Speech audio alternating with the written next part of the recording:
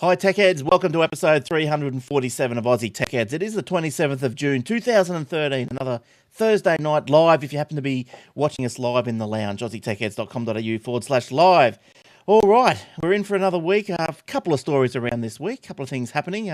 Obviously, the big story in Canberra. We have got a story about that coming up later on. But yes. So sit around and relax and pull up some buds and listen to the next hour or so. So thanks to Aussie Tech Head hosting. Yes, we do have hosting. If you need a web page or if you want to have a blog or something like that, it's as simple as pretty much a single click install of WordPress. Basic. If you ever wanted to have a go at it, throw your hand at it, aussietechheads.com.au/hosting. Cheap. Well, I wouldn't say cheap, but it's affordable. From $5.95 a month. You wouldn't buy better than that, would you? I think not. All right, so it is episode 347. On the panel tonight, we've only got one. It's just me and Jason. How you doing, Jace? It's moi. How are you doing, everyone? Good. And what have you been up to since we last saw each other? Just keeping out of the rain? Has it been raining in Sydney?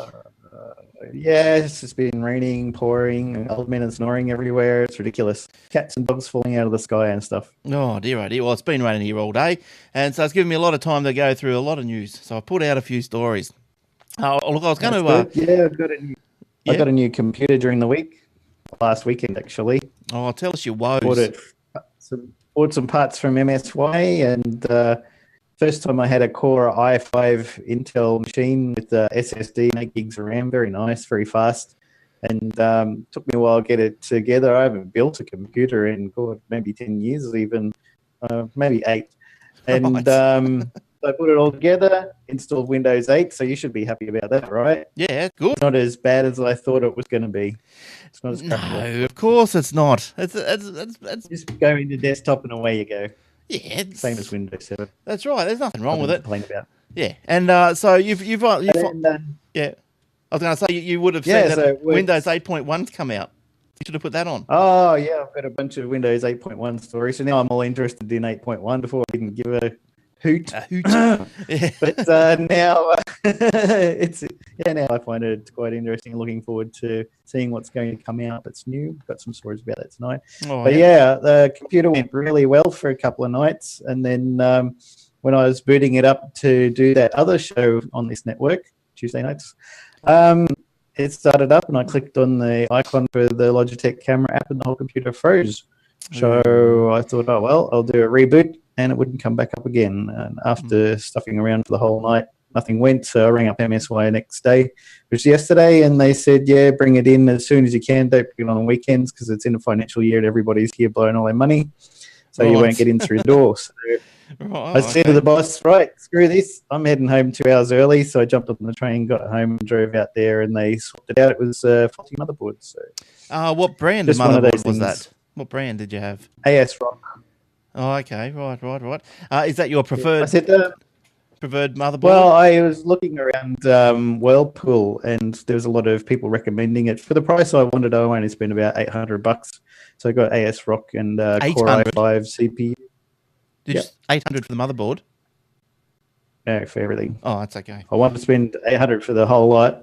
So I was looking around, and these guys recommended the AS Rock plus Core i5, 8 gigs of RAM, and I got a ATI graphics card, 7850, 2 gigs. Very nice. Yeah. And so the AS Rock, I was talking to the guys there. I said, I usually get ASUS. And he said, well, AS Rock used to be, I think, owned by ASUS or something a while ago. And they split off, and now they're doing their own stuff. So yeah, rightio. Yeah, and other than that, it's pretty good. So you're on that now. Is this what you're using? Yeah. New camera, which I'll tell you what, there's a problem with it. You know, I used to be able to turn on the computer and go make a coffee and come back while Windows started. I can't do that anymore. So I turn it on and bang, there's Windows 8. I'm like, holy crap, where'd that come from? Yeah, it's pretty... It take longer to log in now than it does to boot up. Yeah, it's pretty fast. Your password, but if what happens secure, so... Yeah, look, it's great. Look, I like it. There's nothing wrong with it. You know, the start button's just the whole screen. That's all it is. I don't know what people are crying about. But anyway. Well, the first thing I do when I log in is click on the desktop button, and then it's just desktop, and it just looks like Windows 7. Well, that's right. I don't think you even have to click on the desktop. I just push escape. Doesn't that work just as good? I don't know. Yep. That probably does. All right. What else is going on around Aussie Tech Heads world? We've got look the AussieTechRadio.com. Go and have a check that out. Why don't you? Shoutcast Radio. It's got this show, the Aussie Mac Zone. That's the other show Jason was just talking about. Now the Aussie Mac Zone. That's back. That's been rebooted. That's on Tuesday nights live. Same place right here. AussieTechHeads.com.au/live, and we talk about Macs, of course. And I've got a different panel, or somewhat different panel. So, so you want to tune into that or grab it on iTunes or YouTube. And but in the meantime, the Shoutcast Radio, AussieTechRadio.com, has got a collection of Aussie podcasts, and it just runs 24/7, so you can tune in at any stage, and it'll be at wherever you are in the loop, wherever you join in at, that's where you are, and you go for gold. That's right. There's a couple of New Zealand shows. Great variety of shows from all over down under. That's right. Should have been down under, but no, more Aussie shows than not. So it's got to be Aussie, isn't it? It can't be anything else. So AussieTechRadio.com. Oi. That's right. All right, now on that show on there, I think we're putting in. There's a new show coming to it called Cool Blind Tech, which is another one that Garth's involved in. It's a Apple related podcast, so he's got his iBlind Tech, and this week it'll be Cool Blind Tech. So. Jump on if you want to have a listen to those. And also techwebcast.info. So we put that there running around the stream as well. And they're also broadcast on AussieTechheads.com.au/live before us at around, they might start. I think that we're pushing them back a bit now because I replay the Aussie Mac Zone before us. So I'm not sure if I'm going to split that up so you don't get too much of seeing me on a Thursday night. But we'll think of something. But God, not him again. That's right. He seems to be on everybody's channel. But that's techwebcast.info. So good on you, Brad and the boys. They've got a good little show there with a lot of interviews of different people. All right, now where are we going to start? Well, let's start with 8.1, I guess. We've already spoken about it a little bit. So, yes, you have heard correctly with this Windows 8.1. It's been coming for a little while, and so finally now that it is here. It is here. We're in beta release anyway, and you can download it. Now, Jace, have you downloaded it? Have you done that? No, I think I'm just going to stick with the full version once it comes out. But more than a beta, this is a preview, so I think it's pretty much baked. I don't think they'll be changing too much. It's not like the Apple iOS where they release it and there's a heap of broken stuff and it's crashy and slow and stuff. It's pretty much as it's going to be. And I love that photo of Steve Ballmer there. Yes. That's crazy. Straight from Star Wars. So for the audio only listen. So the start button, yes, it's coming back. It is coming back apparently. All reports are that it's coming back. Hooray! Yeah, hooray, whatever. I didn't miss it. I got a photo of that in the notes there. Of the start button. You'll now be able to right click on the start button to shut down and do a few extra computer management and that sort of thing from the start button. So it's pretty neat if you right click on it. If you left click on it, it'll just pop you up with the applications that are installed. You can switch it to all apps to show you everything that's been installed. Just like if you went to start all programs and it listed everything that was installed. But if you right click on it, you can see there's a few options there. You can disable the hot corners if you don't like them. I quite like them. They're not too bad. Yeah, all right. Put your mouse over the side and the charms come up. I'm starting to get used to that. So. Yeah. And a lot of the apps you can just right click in the middle. If you move your mouse over the left side, it lists all the currently running programs that you can click through there instead of using Alt Tab or Windows Tab to switch through things. So it's, if you're more of a mouse person than a keyboard person, then it'll be quite good for you. Yeah. So do you think that as time goes on, that because everything's going towards touch, do you foresee the end of the monitors as a dumb monitor? Do you think just monitors will just become selling as they're all just smart touch monitors? Do you think that's going to happen? At some stage, I guess a lot of things will head that way, but it's hard to tell. All the TVs suddenly went 3D, and you can't buy a TV without 3D in it if you want to get a latest one. And it's not really, it's all dying out. There's not really that much 3D. There's a channel in the US that was doing a 3D only channel, and now they're going to wind that down because it's not that popular. So I think people don't like wearing the glasses, and some people it does their head in a bit. They get a bit motion sickness and stuff from it. So I think there'll be some people who'll be having touch screens, people with little kids that have got jam on their fingers that don't want them touching the screen. No doubt. It's bad enough getting your iPad and having to wipe the jam and peanut butter off that's it. right. That's right. But yeah, look, I think that it probably will end up going that way. But the 3D, that's gone south, really, hasn't it? Like, remember a couple of years ago, it was all the rage, especially around State of Origin time. But now you had the State of Origin in 3D, and they're really pumping that. But I haven't even heard of it this year. It just seems to have died. No.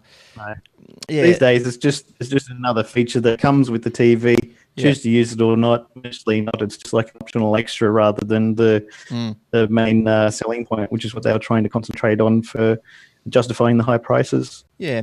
So along with the start button, Microsoft is also apparently improved the search function, and so Microsoft also promised a rapid release cycle for Windows into the future, probably saying goodbye to its previous policy of making new versions of Windows every 3 years in an effort to match Apple and Google.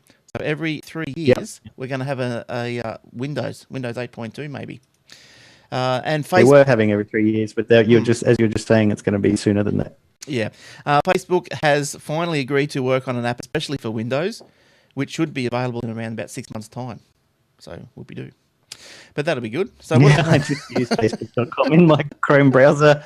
It does me fine, but everybody has to have an app these days. Everything has to be appable, but I guess that'll be more for the Windows RT and the Surface tablet type people. Will need a Facebook, prefer a Facebook app, whereas the desktop people, I think, Chrome does it for me.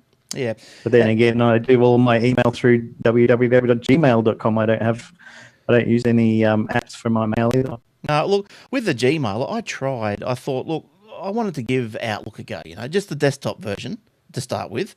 And I mapped it and everything, but it just wasn't as useful as Gmail. Like, there's a lot of features that I liked in Gmail, especially like the conversation bunching or whatever they want to call it. That didn't really happen in the Outlook, on the desktop Outlook. What else didn't happen? It had trouble. You could set up like different accounts, like if you had different emails you needed to send from. But I didn't go too much into it. But I suppose it might be once again, Microsoft being so hard and complicated to work it out. But I couldn't work out within half an hour. I couldn't work out how to get different signatures to the different email accounts. You know what I mean? So I could change the account and it would come from a different from address, but the signature was the same. So I don't know if you working out separate signatures compared to a universal one can be a bit of a pain. And if you just use gmail.com, whichever one it was emailed to, if you hit reply on it, it automatically puts on the right signature and the right address, and it goes from there. I've got several domains, and I just manage it all through the one generic Gmail account. It's not even a hosted apps Gmail account. And I just set up aliases for all the things, and then when I hit reply, it just does it from whoever it was sent to. So and I think also even I've got, even when I send it, I've set it up now, so it's actually sending through the POP of my own server. So there's no Gmail in the header or something, something like that. At all. One less spot in the header will still be there somewhere. Probably. But also then I thought, Outlook.com, because I've had issues with Google, that they banned me from the the AdSense program. They banned me. Somebody was spamming using bots to hit on the links on my site, and so they got me banned. They just said, you've been clicking on your own links to try and generate money. I was like, when it happened, I was on holidays. I had very limited 3G USB in a town where there wasn't that much internet, and I hadn't even logged on to the internet very much while I was on holidays because of that. I was on holidays and having fun. At this email, we've closed your AdSense account because you've been running bots and trying to click on it. Like, it wasn't me. There's people out there who are trolling, and they run scripts that just go around searching for websites. Well, I could use Google to just search for websites that's got AdSense on it, and then just hammer it with their script, and then suddenly your site is shut down. Why? Just for the lols, because they want to do it. And did you get it annoy back? People, they get the kicks in. No, I contested it, and they said go away. So, did you get any human reply, or you just got a standard advice? All generic. It's just hopeless. We're Google. We don't talk to you. We make our rules, and you just deal with it. So, and you know, after I got done like that, I thought, okay, well, stuff you. Let me go and have a look at the Bing ads. You know, let me go and try and put Bing ads on. Do you think that was easy? Oh, no. Nope. I couldn't even find out where, if they even existed. I'm sure I could find Bing ads, but they were all mobile ads. I could not, for the life of me, find Bing ads for the website. I tell you, but then I tell you, it's so crazy. So in the end of the day, I give Microsoft software, say 10 minutes. If I can't figure it in 10 minutes, I'm off. I am totally off it. Yeah. Like I installed. I signed up for an Outlook.com account just because it was there. I amalgamated my old Hotmail into it, so I didn't have, which was just a random fake address that I made up for signing up to stuff and letting that account get spammed. I would never log into it. But then I had friends like, "Oh, we want to talk to you on MSN," and I was like, "Well, I guess I'll just use that one because it's there." Yeah. And it had nothing to do with me. It was just a random fake account name that I made up. Now I've all amalgamated that into an Outlook.com account, and the other ones don't exist anymore.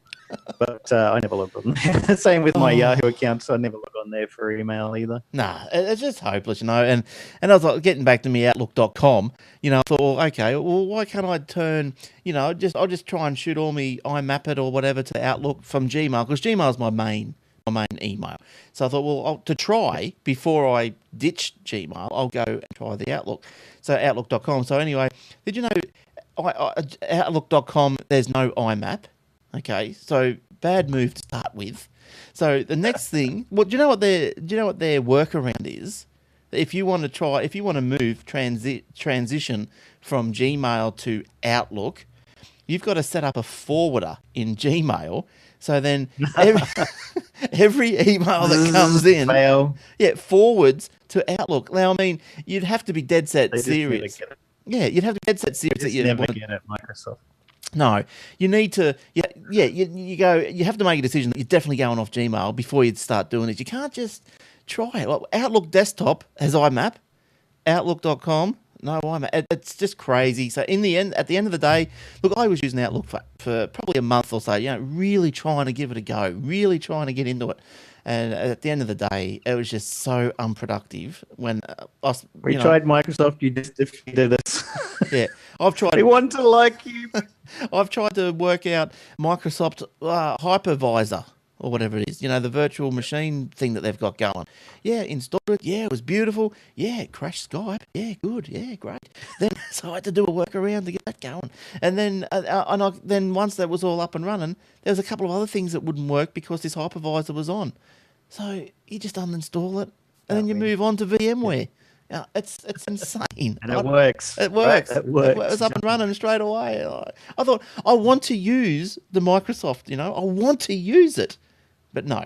But anyway, that's what's your little story here? Continuing with Microsoft, what's your little story here? 8.1 in Internet Explorer will use WebGL and SPDY.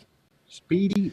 Yeah, WebGL and Speedy. What's all that about? WebGL is for graphics rendering for HTML5 stuff, and Speedy is Google's protocol for speeding up the internet by doing a lot of compression on pages before they're sent out to your browser. That's nice. So Microsoft's finally going to support that in Internet Explorer 11, which means, as they're saying in the news, that the WebGL and HTML5 allowed Unreal and Mozilla to bring the Unreal Engine 3 to Chrome and Firefox. So now Internet Explorer can do that as well. So yeah, that's pretty neat. You'll be able to play a lot of 3D games just using your Internet Explorer. Yes, well, Firefox, I think you mentioned that they've brought out their new Firefox version 22 because they're in some stupid fast release cycle as well. Everyone's in these release cycles. I don't know. It drives me crazy. I gave up on Firefox. I'm sorry. New version every second day or twice a day sometimes. I'm like, it's too much. Well, this must have been a big version or something, because I noticed that normally my Firefox just updated, you know, as time goes on. It just goes, update installed. But this one I have to actually go to the web page and download it. I've got all three browsers installed, but normally Chrome is probably my preferred. Because Firefox was a bit laggy at stages, but this new one, it seems okay. Like I had a quick play with it today, and it seems pretty snappy. So I'll still use Chrome. And Firefox 22 has arrived with WebRTC. Now, this is that technology that integrates audio and video directly into the browser. So this technology is good for audio, video, and voice calls and file sharing to websites with a few lines of code without the user installing any software or plugins. Mozilla first showed off the technology earlier this year. So apparently they've said it's basically audio, video, and peer-to-peer data transfer over the web. For example, and it's not coming to Internet Explorer 11. So no, again, yeah, Microsoft. Well, why not? Why isn't it? Is it not? Does Microsoft think it's not worthy, or they're just been caught their pants down? Probably. Microsoft make up their own mind on what they want to do, and it's never what people want them to do. So, example, a WebRTC would allow a website to snap a profile photo or use the computer's microphone. You could use a Flash plugin to do it, but that's not going to work on mobile phones. And all of this stuff was really, really, really, really, really hard to do. But apparently now it's easy. So good on Firefox. Yeah. Firefox says that the WebRTC goes much further than audio and video calling. You could be having an IM conversation using any service and say, you know what? Let's just upgrade this to video. And when you're all hot and heavy, and click a button and add video to it, they said. You could be in some web-based game and say, hey, maybe we should have a picture-in-picture chat box in the corner. So that sounds pretty cool. That sounds pretty good. So I'm all for it. Why not? And so did you say it's coming to Chrome? No, we were just saying that it's not coming to IE. Internet Explorer. It's already on Chrome and Firefox. They've had it for a while. So Right. All right. What's that in the chat? Right. Okay. I don't know. I can't keep up. All right. You guys. All right. Google. Oh, I'm talking about Google and whatever. Now, you know, my website, the Aussie Tech Heads website, was hacked. Little malware code inserted and drove me crazy for 2 days trying to get rid of it all. I got rid of it all. But anyway, Google opens up about the malware alerts it sends users. Now, you've probably seen one of these malware alerts because they're a little big red page if you're on Chrome. They look like that, if you haven't seen one. Now, it's only Chrome, Safari, and Firefox that apparently use this. So they must all somehow use the Google something or others to tell us if there's nasties ahead, but IE doesn't. Yeah, I think Microsoft got their own version that's not related to this one. So yes, I think they want to be on their own again. Yeah, that's right. That's right. They got their Bing Webmaster tools as well, same as Google. But anyway, Google has expanded its transparency report to include statistics detailing the extent and source of the malicious websites. So pretty much, once they blocked you, well, they didn't block it, but they put the big red warning up there, and then you decided if you wanted to go ahead or not.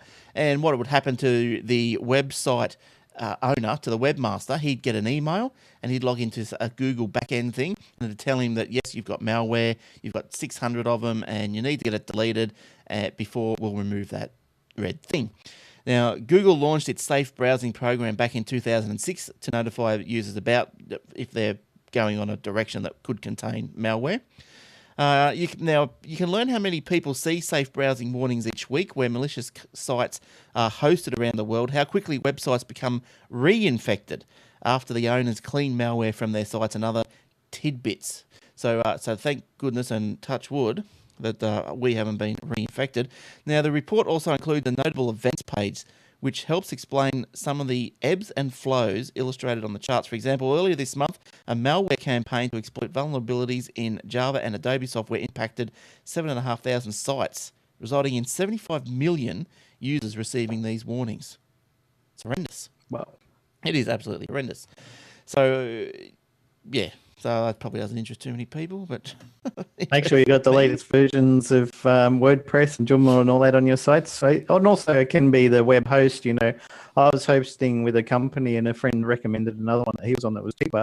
So I moved all my stuff over there and suddenly everything was getting hacked. My WordPress was getting hacked and everything. I increased the security, put on a lot of security applications to block things.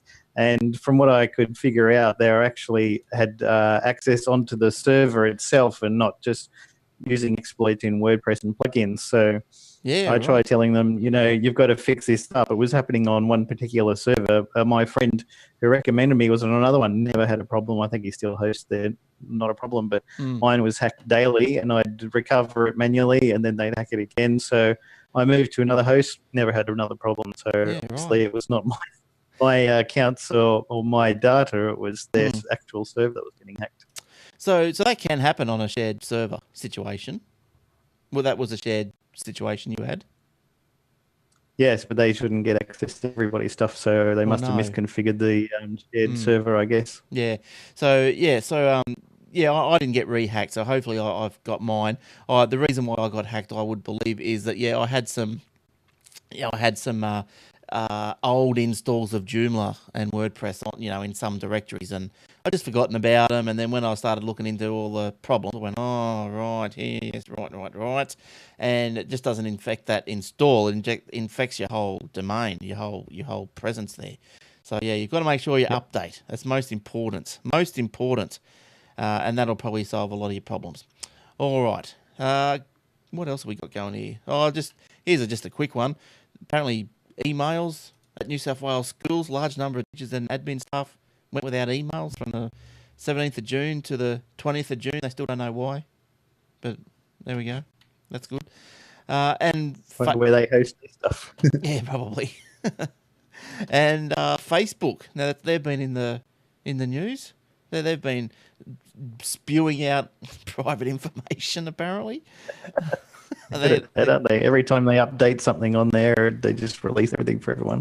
You have to go back through and hide all your stuff again. Now, apparently, this the do-it-yourself tool. So download your own information. So I guess this is all your likes and your posts and friends and all this sort of stuff. You can download it. You can do this with Twitter as well. You download it, and so for your own records or whatever you want to do. And apparently, once you did that, it was including data of friends and their personal information as well. So Whoops. yeah, whoops. But Oh, Facebook. yeah, but what happens? Like nothing happens, to them. Like, do you think that they should be more accountable, more penalised in They some need to be a way? lot more careful. I mean, they're a mega corporation now that should know a lot more about security and how to prevent these things. But Google did their street view and caught a lot of information that they weren't supposed to, and they know that they shouldn't keep that data, but they got caught with their pants down and have been to Mm. court in so many countries now for grabbing the data that they didn't need to. I see So even you in can really just blame Facebook. Everybody even does it. over in the UK, they've got problems. Or Google, that they've been told to delete the data. Now I think Google's saying, well, we don't have to if we don't want to, and so Yeah, they've yeah. got issues over there as well. All right, what have we got up to now? How about our comp USB to go .com.au. Yeah.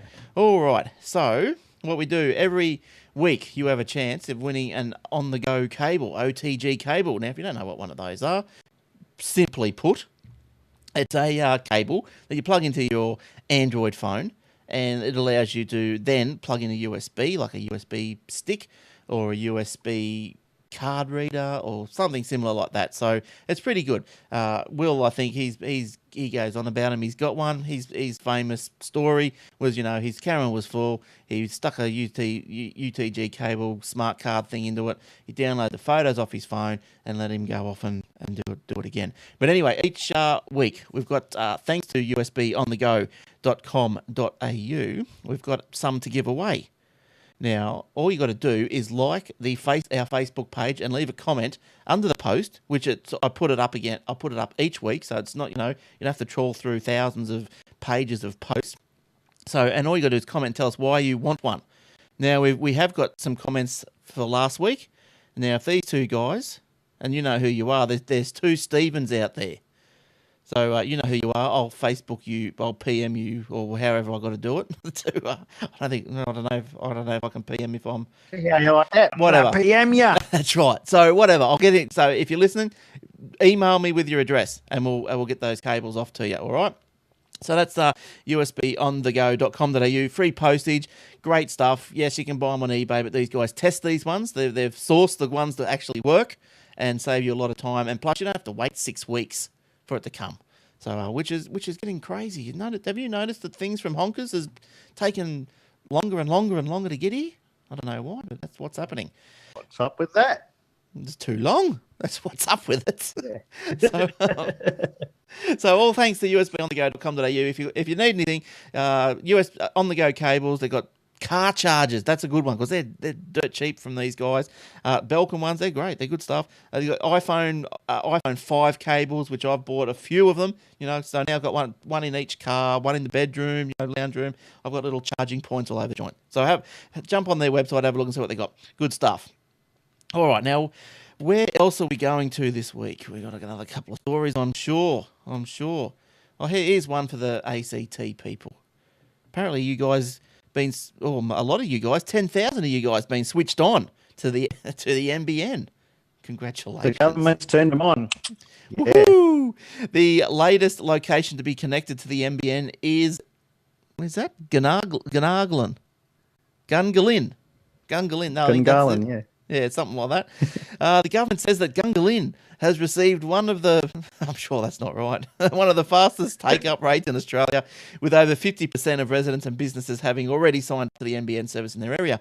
Well, yeah, I think it was, why wouldn't you? They're full of politicians down there. It's all public servants. And all the free asbestos you can cut away. That's right.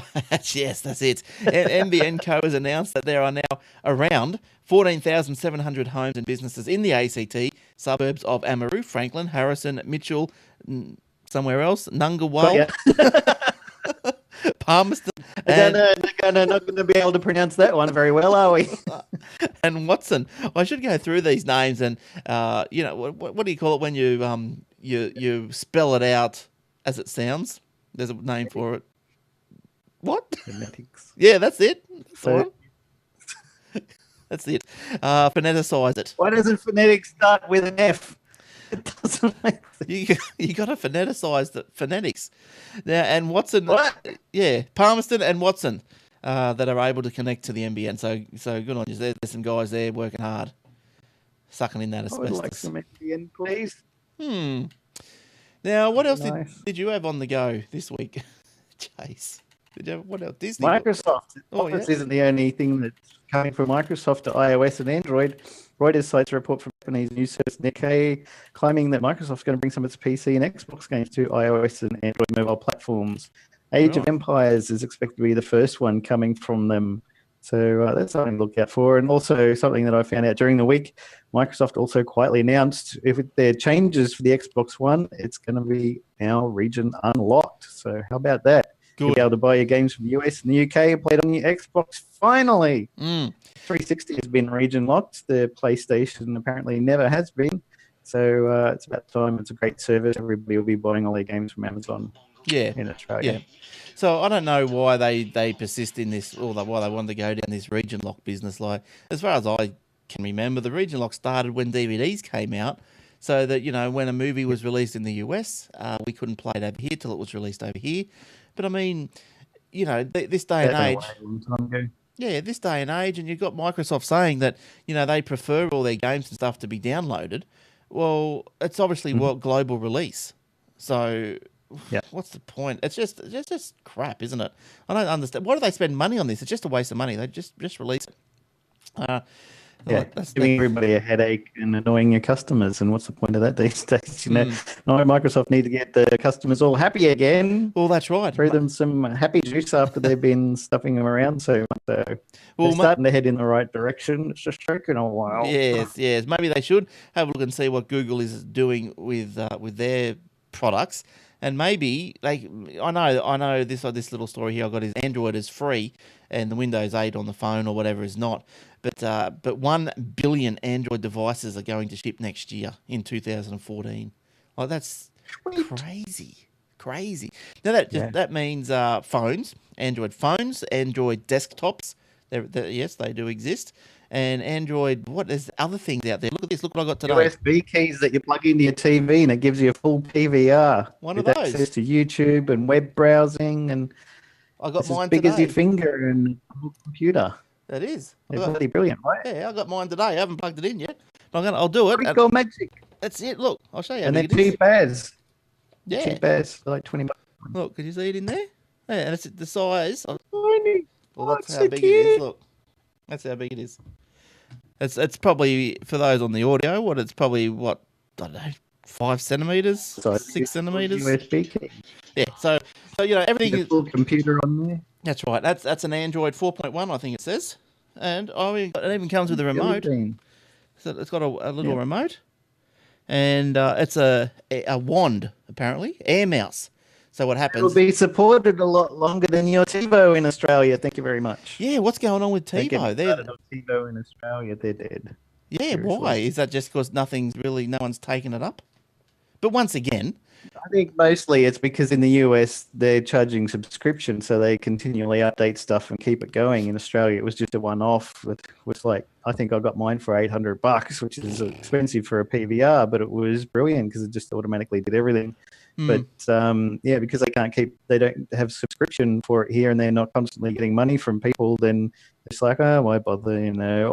Also they got the problem with all of the TV stations here wanting to own everything, and Channel 7 wants to have a link up with TiVo, and Channel 10 doesn't, so they don't want too much going that way, and everybody wants to protect their own property too much. And catch-up TV, you can get a bit of this over here and a bit of that over there, but it's not as ubiquitous as it is in the US. Because pretty much, what was the advantages of the what was it, the whatever TiVo. it is? Yeah, TiVo. I'm thinking T-Box because I was going to ask you that. Well, that's pretty much the same thing, and it's pretty much free. Telstar one, yeah. Yeah, so because we got a T-Box and we don't use it too much, but it's a little hard drive in it, PVR. It's going awesome. I think when the TiVo came out, I do remember saying to myself, "Geez, that's expensive," and I don't think it had. You can skip the commercials, couldn't you? No, you had to fast forward them. It was something crazy. Yeah. In the US, it had 37 skip commercials, but Australian TV stations said, "Don't you skip our commercials, we'll go broke and the whole country will explode," or something. I don't know. That'll be a big melting pot. But anyway. Disable it. But that's why, like if they look at to go more, they don't have to go exactly towards what Google has done with Android, but if they just borrow a couple of ideas, maybe make a couple of things open source so people can develop it out. Same as the Xbox One, in the US, they're like, hey, we got Netflix, we got this, we got YouTube, we got that, you can do it all. TiVo over here, you can watch the TVs, and they got the Casper system, which has got some really, really old shows that nobody wants to watch. Yeah, but that's it. Yeah, they've got TiVo on the same box that I've got in the US. They've got YouTube on it. Yeah, and right. Here they don't. Why? There's no reason not to. It doesn't cost them any money to provide access to YouTube, but they disabled it here. So it ends up being, with the Microsoft Xbox One, they're like, yeah, it's got all these great PVR features and stuff. In Australia, we're like, who cares? We can't use any of it.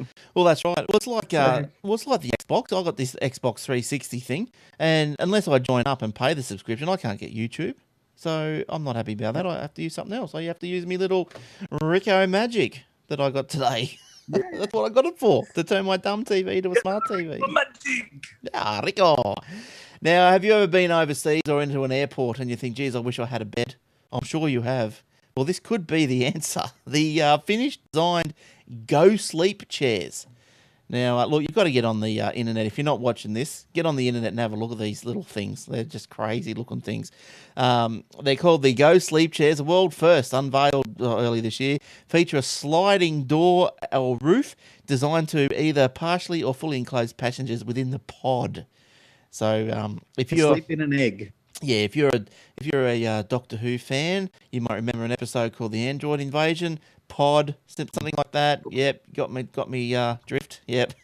So they feature a sliding door. I did that. Yeah, sliding door, partly or fully. Blah blah blah. 10 pods now reside in Terminal 3, and 10 more in the where? Some Derby, Al Derby. Is it Al Derby? Abu Dhabi? No, it says Al Derby Lounge at Terminal 1. Oh, yeah, I know him. Yeah, Al Derby. He's great. Fantastic. He was on Happy Days, wasn't he? No. And and a further 35 to be fitted I hope later they this year. disinfected with spray or something in between passengers sleeping in there, because people drool on the pillows and all sorts of things. But then a bit smelly there. Had an all-nighter and they decided, I'll just have a quick nap in here. I haven't had a shower in 2 days because I've been on the plane. And the next guy gets in there. You would whiffy. I can't sleep in that one. You wouldn't want to get into one after that guy Snowden has just been in one. He's been in Moscow airport for about 3 weeks or something. Yeah, I saw a funny quote today. The NSA knows everything about everything except for where Edward Snowden Yeah, is right now. that's right. Oh, that's right. They know Were everything they about right? everything, and yeah, it took them years to find Saddam. Took them years to find Osama. Yeah, they know everything. Yeah, blah blah blah. Hotels. Well, Japan has been doing these little like single sleeping pod things for years. You know, they've done for years. I remember seeing those years ago. The Capsule Inn in Osaka was one of the world's first capsule hotels. Well, there you go. When it launched in 1979. Whew. Earlier this year, Moscow installed its first city centre capsule hotel, the Sleepbox Hotel in Tverskaya, which features 50 windowless pods and that can each accommodate up to Right next to three the people. restaurant. You No can put, windows, just Mac. yeah, you can Three put, people. yeah, that'd be quite. Isn't it? Yes. Each has internet access and is soundproof and air conditioned. Whoopie doo. Whoopie doo, eh? Nice. Let's have a look at one of those. They're great, aren't they? Look at them. Oh, look at them go. Wow. But And they're, it's got a little TV. yeah, it was probably not a bad idea when you think about it. Like, I'd have one. I'd have a go at one. You know, like if you're on a stop, Yeah. on a layover, whatever you call them, and yeah, well, geez, I'm not gonna. What am I gonna do? Well, Sleep? you get there, your plane is booked at 5 o'clock. You get there, and they go, "No, that one's 11 o'clock now." Yeah, that's right. Well, I Jump might in as well there. have a nap while I'm waiting, right? Yeah. Well, have you've seen those new hand dryers at certain places where that's you just stick your hand down like that, and then the air Away comes. from yeah. Yeah, the wavy things. Yeah, so that like the air's not blowing out of a tube as in like normal, but it's I don't know. It's just you stick your hands in it and it just blows you really fast, and well, your hands and, and but I saw one at they got one up at where was I? SeaWorld, but for your whole body. Yep. So when you get like soaking wet, Oh, okay. yeah, when you get soaking wet, Yeah. $5, and apparently it just blows you while You're you. drying. That's right. So, yeah, so good on him. I was going to have a go. Oh, because I got soaked. I went the other day and I just got just soaked on this pirate ship thing. You go You around this. just wanted to do it anyway for the hell of it because you thought it was going to be fun. It Well, didn't I matter did. about the soaking. It's going to be cool. I'm just standing here in the air. And it's like, yeah. Oh, that's right. That's right. But I missed out because I had a $5 note, and what thing doesn't want to take notes these days? But no, it wanted dollar coins, so I missed out. I thought you were going to say you put it in there and it spat it out. You put it in, spat it out, and went screw it. No. See, the BitTorrent site, BitTorrent claims it isn't for piracy. They've redesigned everything. They're trying to get away from people calling them pirates. They're doing it. They're trying to do it. Yeah, the new site emphasizes BitTorrent's new bundle format, an experimental online store that lets users pay an optional fee to download content from the site's partners. For example, Public Enemy. Monetize. They want money. That's why. Yeah, Got nothing to do with piracy. They want to. but Public Enemy is distributing its new single by the BitTorrent bundle. They're still around, are they? Obviously. No, they're not. No, that's the thing. That's right. So, press That would release. become important again or interesting. We'll do that BitTorrent thing. Yeah, that sounds good. Yeah, stop press. Don't believe the hype. That's right. 911 is joking Yo Town. Yeah. Boy. Woohoo. Yeah, so yeah, that's crazy. Crazy. BitTorrent crazy. All right, did you have anything else tonight, Jace? Or what do you got here? What's this Yeah, Disney thing Disney. you got going? Sony and Disney are beginning to stream movies while it's still in the theater in a bold move against piracy. Ooh. In Asia, Disney and Sony have quietly begun testing a bold new on-demand service in South Korea, which offers movies to rent while they're still playing in the theaters. Two companies are the first US studios to provide consumers anywhere with the option to buy a ticket to see a movie or watch it in their own home using their cable, internet, or satellite TV subscription. Django Unchained, Wreck-It Ralph, and Brave have all been made available as part of the trial. I think that's a great idea. I watch so much more movies if they are here, and then you don't need BitTorrent anymore, do you? True, but then aren't they? Well, what are you saying there? What are you saying? So if that took on, then you would see the demise of cinemas. Like eventually. Definitely, yeah. I mean, who's going to pay $20 for a cup of popcorn in the future if you can watch it at home in your pajamas? What do you mean in the less? future? It's $20 a popcorn Yeah. now. People still pay it though. That's the Oh, thing. I tell you, I know. And they're little ice Or creams that are about $10. Go into the specialized one with the really comfy seats and the champagne and stuff. Oh, That's not too bad. yeah. Middle But class. because I wanted to go to that, like a couple of weeks ago, they had another Doctor Who screening, episodes up on the big screen, and they put it on a Saturday night, so you couldn't use your tight ass tickets. And if you were to buy a ticket, it was like $20, like $20. Yeah, Oh, and you might go, crazy. where have you been, Glenn? $20. But I thought that's just too much. It's too much. Oh, I got a Yeah, family to feed. I can't afford $20. But yeah, $20. that's right. Yeah, and plus I would have had to take me wife. That's $40. That is going to watch Doctor Who at the cinema. Yeah. Bye. So I look, hope you like ramen noodles. I probably do like ramen noodles. You love noodles, don't they? So, but I don't know. Look, I think that I'd like to think cinemas have a place. I've got a bit of a soft spot for cinemas. Not that I go, but I don't want to see them destroyed either. But people I've like got a bit of a soft spot. It's right up here in my temple. that's why I fell over in one of them one time. The aliens. The aliens get to me that way. But you grew up with cinemas, didn't you? I remember Cool and Get a Gold. All the Ghostbusters, Supergirl. Yeah, I remember all the the good stuff. hilarity at the cinema where I grew up. It was showing at the time they were showing a show. I think it was called Body Heat was the name of the movie, and the cinema burnt down. So we thought that was quite funny. Oh, jeez. Not appropriate. Yes.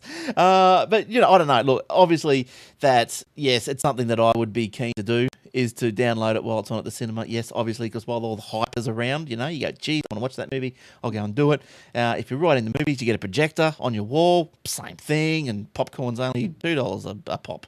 So, you gotta 50 cents for a big packet of it that lasts you for a week, seriously. That's right. You can pop to your heart's content. But yeah, so that's interesting. That is interesting. Does that story say any pricing as yet, or just not really? It just says it's available. I'm not sure how Korean money translates into Australian dollars. Yeah, right. Oh, so yeah, okay. So it's Got only my- going over in there. Yeah, well, that could be a good move, I guess, if it's only being. But then how's it being shown? It's just going to be a good quality ripped off the TV. Instead of a cam in someone standing up in the cinema, it's just going to be ripped straight from a TV in better quality. So I don't know. See how that one goes, eh? Now, iOS hotspots. Remember, you turn your phone into a hotspot. Hackable. Apparently, are you really worried about it? Oh, I don't know. Should we be worried about it? You reckon? Not since I sold my iPhone on eBay.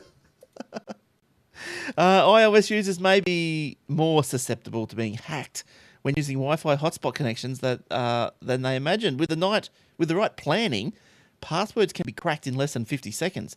Now, apparently, this is all it takes. Apple derives the first half of a default password from a catalogue of only 1,842 words, and even then, the selection process is not random. These boffins have found. They created a list of the top 10 words used in the default process: suave, subbed, header, coal. What's with the heads? Coal, ohms, coach, reach, and macaws. The hell does macaws mean? Is that a word? But anyway, yeah, macaw. Good. Yeah, that's only if you set up your device for tethering another device to it through creating a hotspot on it, not if you're connecting to another hotspot. So I'll just make that Oh yes, differentiation yeah. clear. But I don't know, to be hacked. What's the range? Do you know what the range is of an iPhone hotspot? It's not a big range, is it?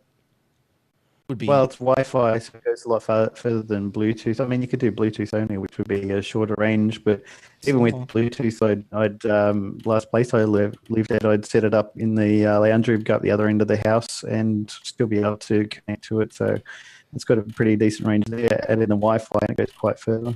All right. Yeah, I suppose I've hotspotted mine, and I've probably tested it out to maybe 20, 30 meters. It was not too bad. But I mean, I don't know. I know you don't want it to happen. If there was a patch for it, yes, I would patch it. But am I worried about it? No, not really. I don't think I'm in there. I always have it fix it, no doubt. Yeah, probably.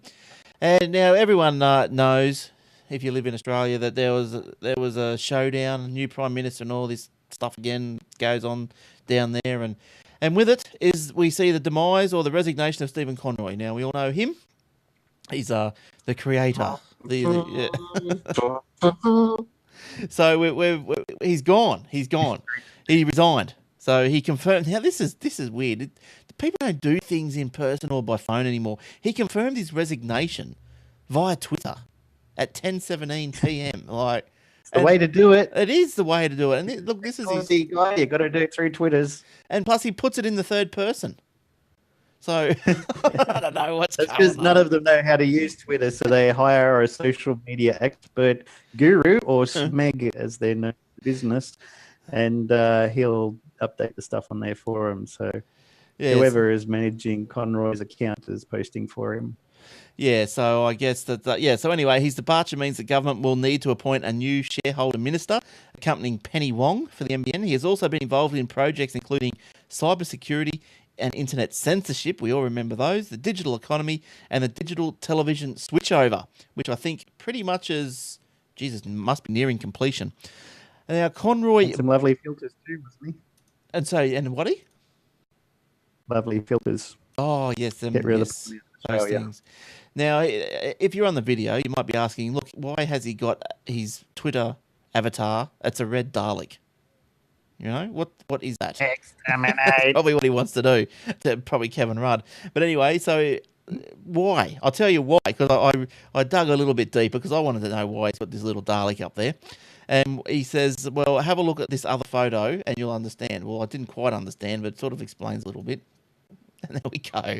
There's a picture. There's a picture of must be his ministry. Blow up. Yeah, with a blow up blue Dalek. Like, what is that? I don't even understand what that's doing there. But anyway, it's there. And so they're going to exterminate the pawns out of Australia. Yeah, exterminate the bad websites. Conroy boasted last year the federal-based telecommunication regulation gave him unfettered power. Unfettered power.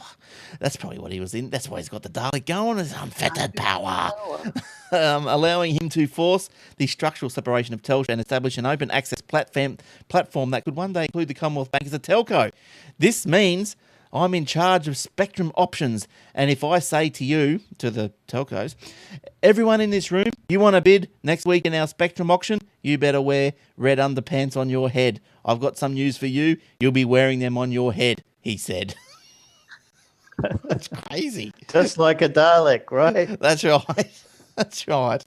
So, yes, we've all got them on our head. Now, let's go and ask him a favour. We've got to put our red jocks on. Rightio. That's about it for me. Jace, you got anything else going on news-wise, or are we just going to just chat the rest out? All right. Yeah. All right. So don't forget the Facebook. If you want an OTG cable, just jump on there. There's 3 to give away every week. And those 2 guys, the 2 Stevens, you know who you are. Send me a message. And and big thanks to all the people that have liked us this week. There's been quite a few. So welcome. Don't forget we like you too. We do. Don't forget the Aussie Mac Zone, which is on live Tuesday nights if you happen to catch us, or also just through the iTunes or wherever else you get your MP3s from. There's RSS feed somewhere. I probably should publish that somewhere, shouldn't I? The normal RSS feed. Yeah. I should do that because maybe people want to listen to it off a iOS device or Mac OS device. All right, so don't forget the Twitters. You can get me at Aussie Tech Heads, Jason there at Warlock, WAULOK, and the other clowns that are normally here, Shane with a Y, 1973, Will, Mr. Tompkinson, Eric with a K, Eric Franco. That's about it, isn't it? And if you want to email us, email us, our name, at aussietechheads.com.au, and that should get to us. Don't forget the hosting. It's going great. It's a great, affordable, professional, great uptime. It's good. No viruses that spread across accounts, at least. What else? That's about it. Aussie Tech Head Radio, aussietechradio.com. And that's about it, isn't it, Jason? Keep an eye out on the Twitters for our free apps of the day. That's right. Yeah, on Twitter and Facebook, Jace will post a normally paid-for app, but today it will be free. So that they're coming out every day, so keep an eye for those. And I do the iOS ones, so that's good. There's some great apps coming out. I got one yesterday. I don't know if you caught it, guys, but there's one, a battery saver or something like that. And when you put it on, it tells you how. It tells you what to turn off if you want to save so much battery, or what to turn on to here. And yeah, it was great. It's a good little app, and they might only be like $2 or something, but a couple of times I've come across apps that are about $10. On that particular day, it's free. So you got to look every day on the Facebook or the Twitter to make sure. There was one on Android about a week ago, and I downloaded that one. It was a battery saver one, and it actually manages the device's battery and the apps and lets you know which ones are using up too much battery and how to, slow them down and stop them doing it. So yeah, so that's great. So make sure just like the page, and I think you just like it, or do you have to go and hover over like and then say show in my stream or something if you really want to make sure you get the updates. So do all that. Yeah. And I think and the Aussie Tech News on the Twitter, follow at Aussie Tech News, and you'll get some breaking news stories all throughout the day into your Twitter stream. Oh, that's exactly right. All right, so I think that's about it. Thanks to everyone for listening. That's great, and we hope to be back with some more hosts next week. Hopefully Shane will be back. I think that was a one-off. And Will, yes, he hasn't been in for a couple of weeks, but he's been busy at work. So all this wet weather, all these batteries falling over, and Marshall. So a lot of that going on. So until next week, I have a feeling I've forgotten something, but oh well, it'll come to me next week. So until next week, thanks, Jason. Yeah, we'll see you next week, and thanks for listening, and blah blah blah. All right, thanks guys. Bye See you next week. Ta-da.